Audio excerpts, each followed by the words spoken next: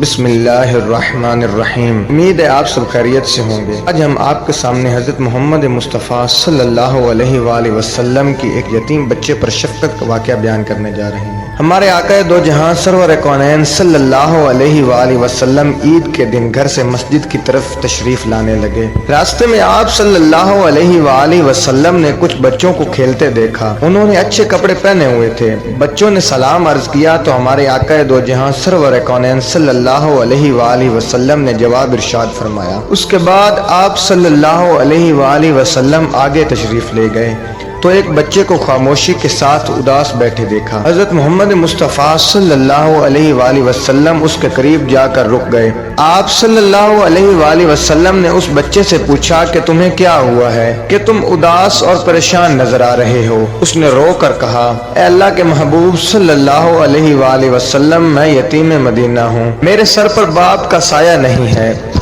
جو میرے لیے کپڑے لا دیتا، میری امی مجھے نہلا کر پہنا دیتی، اس لیے میں یہاں اداس بیٹھا ہوں۔ ہمارے آقا دو جہاں سرور کونین صلی اللہ علیہ وآلہ وسلم نے اسے فرمایا کہ تم میرے ساتھ آؤ۔ حضرت محمد مصطفیٰ صلی اللہ علیہ وآلہ وسلم اسے لے کر واپس اپنے گھر تشریف لائے اور سیدہ عائشہ صدیقہ رضی اللہ تعالی عنہ سے فرمایا۔ انہوں نے عرض کیا، یا رسول اللہ، اے اللہ کے رسول صلی اللہ علیہ وآلہ وسلم، میں حاضر ہوں۔ حضرت محمد مصطفیٰ صلی اللہ علیہ وآلہ وسلم نے فرمایا، اس بچے کو نہلا دو۔ چنانچہ اسے نہلا دیا گیا۔ اتنے میں حضرت محمد مصطفیٰ صلی اللہ علیہ وآلہ وسلم نے اپنی چادر کے دو ٹکڑے کر دیے۔ کپڑے کا ایک ٹکڑا اسے تہمت کی طرح باندھ دیا اور دوسرا اس کے بدن پر لپیٹ دیا گیا۔ پھر اس کے سر پر تیل لگا کر کنگھی کی گئی، حتیٰ کہ جب وہ بچہ تیار ہو گیا اور حضرت محمد مصطفیٰ صلی اللہ علیہ وآلہ وسلم کے ساتھ چلنے لگا تو ہمارے آقا دو جہاں سرور کونین صلی اللہ علیہ وآلہ وسلم نیچے بیٹھ گئے اور اس بچے کو فرمایا،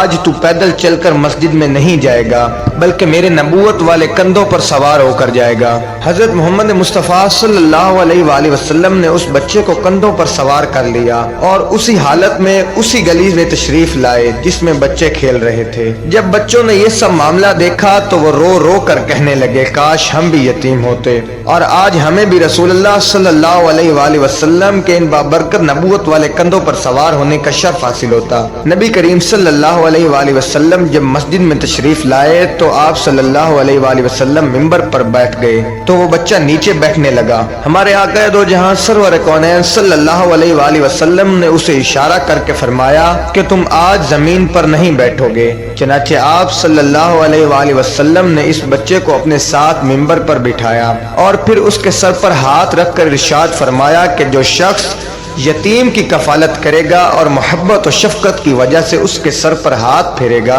اس کے ہاتھ کے نیچے جتنے بال آئیں گے اللہ تبارک و تعالی اس کے نامہ اعمال میں اتنی ہی نیکیاں لکھ دے گا۔